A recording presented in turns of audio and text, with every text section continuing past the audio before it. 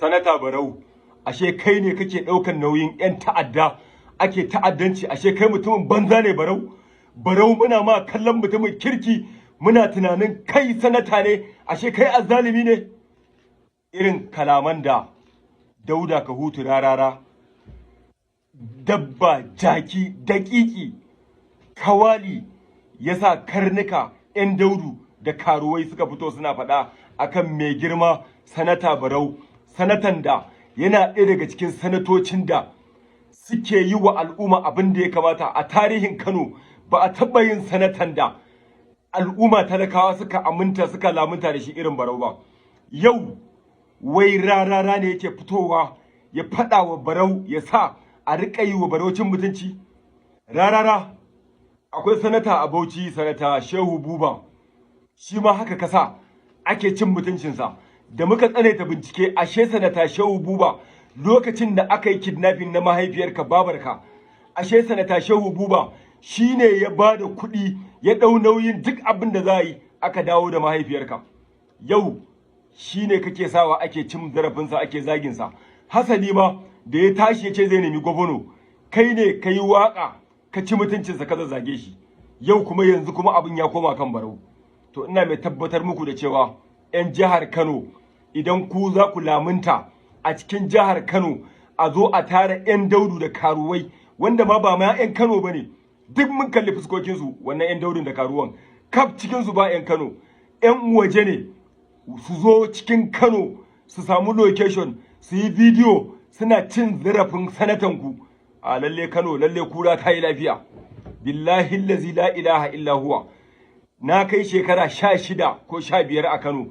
Ban taɓa tunanin jihar Kano za ta yi sanyin da har wasu 'yan daudu da karuwai za su shigo jihar Kano su ci mutuncin Barau a zuba ido ana kallo ba. Jama'a, ga bidiyo nan, da Allah mu kalli wannan bidiyon kaɗan dala.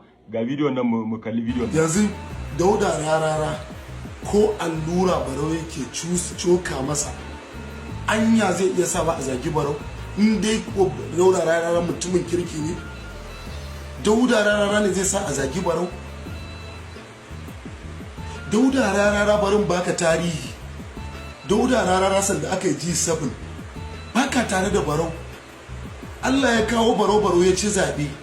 Barau yana zama deputy senate president, kai ka fara zuwa ka masa waka, saboda shi baya kyamar kowa, duk wanda ya zo jikinsa masoyinsa ne. Baka san shi, ya yi nasara ya ci zaɓe, baka da ƙuri'arsa, ba za ka iya zaɓarsa ba, amma Allah ya bashi kujera ya ci zaɓe, amma yana zama deputy senate president kai ka fara zuwa ka masa waka. Amma duk da haka bai ƙi ka ba, ya ja ka. Aka zo issue din matsalar da aka samu da Tigwarzo, ka zo kai faɗi maganganu akan Barau saboda shi bai ma san rigima, amma duk da haka mutumin nan ka je ka sake mai waka, bai ƙi ka bai sake janka jikinsa. DSP Sanata Barau ai Jibrin Maliya, sanda za a yi ɗaurin aurenka duk Najeriya kowa gudu ya yi, sai wannan tsohon gwamnan Katsina shi kadai ne je, sai Barau da ya ɗebi sanatoci suka je har Maiduguri ɗaurin auren matarka Aisha Umaira. Da za a maka naɗin sarauta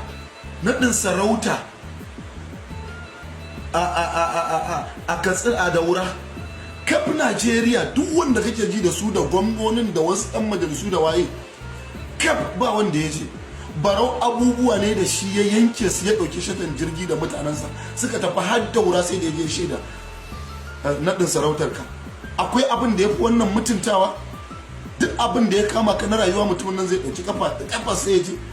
In abu ya kama na alkhairi ya yi maka, ba ka da ƙuri'arsa, ba za ka iya zaɓarsa ba, soyayya ce kawai, amma za ka zo ka sa yara suna zaginsa saboda ba ka da mutunci, kai ba ka da kirki, ba ko ba wanda yake kake gani da daraja. Wato mutumin da ya maka wannan halaccin a rayuwa shine zaka saka mar da wannan sakamako, ka saka 'yan daudu da karuwai su rika cin mutuncinsa suna zaginsa, irin exactly abin da kai wa marigayi tsohon shugaban ƙasar Najeriya Muhammadu Buhari kenan. Buhari ya mai da kai mutum, Buhari ya nuna maka hanyar cin abinci, Buhari ya ƙaunace ka dalilin ɗan arewa ne kai, ɗan Katsina ne ɗan uwansa. Buhari ya kama hannunka, ya haɗa ka da duk wani babba a Najeriya. amma abin mamaki Buhari yana gama tenuwarsa ka fito ka ce ai Buhari shi ya lalata kasar nan, Buhari azzalimi ne, Buhari kaza kaza kaza. Yau kuma ka koma kan sanata Barau. To bari mu gaya ma, billahi allazi la ilaha illa huwa, asirinka yana hannunmu. Ka ci sa'a, jiya na yi bidiyo ban yi posting ba, wani babba a masana'antar mu, babba ne a masana'antar Kannywood, muka yi magana da shi ya ce min na bar maganan nan. Na ce wallahi ranka ya daɗe, fusata ne aka yi, ni na daina magana a kanka, kawai gani ne jaki ne kai, dabba ne. Ya ce a bar maganan nan, duka muna jam'iyya ɗaya. To amma yanzu tun da jakantan har ta kai ga zaka sa wasu karnuka su riƙa yi wa Barau haushi, wallahi Barau ya fi ƙarfinka. Ba da alaƙa da Barau, ban taɓa ganin Barau ido da ido ba, amma yadda nake cin abubuwan da yake wa 'yan Kano, billahi lazi la ilaha illa huwa, kab zuri'anku babu irin Barau. Kuma bari mu faɗa ma, na rantse da Allah, kaga kwanaki haka aka je aka ƙona gidanka a Kano, ka yi wa 'yan Kano rashin mutunci.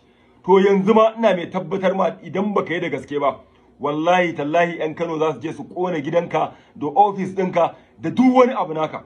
Ka je ka tsina, ka je Danja, ka je ka hutu, ka je kai wannan rashin kunya da kake yi. Kuma alhamdulillah yanzu kowa ya gane cewa kai kake rugurguza jam'iyyar APC. Kuma ina mai tabbatar ma da cewa akwai sirrikanka da zan fito na faɗe shi kwanan nan. Wannan ita ce gaskiyar magana. In dai zaka ci gaba da sa karnuka su fito su ci zarafin babban mutum mai daraja, dibiti shine fa a Senate fa mutum ɗaya ne yake gaba da shi. A Senate, a sama, yana cikin manya-manyan jigajigen ƙasar nan. Ka fito ka sa ake cewa wai shi ɗan ta'adda ne, kuma ɗan Kano ne, indijin ɗin Kano ne, jinin Kano ne, kai kuma ɗan Katsina ne, amma ka zo Kano ka ci mutuncin Barau, ƙarya ce, wallahi ƙarya ce.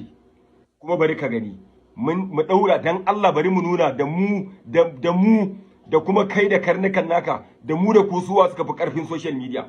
Kuma ina so ka riƙa shiga comment section ɗinka da na karnukanka, gaba ɗaya followers ɗinsu ba nawa ne, ka riƙa shiga comment ɗinsu kana jin irin ashar da zagi da ake maka, banza da kiki.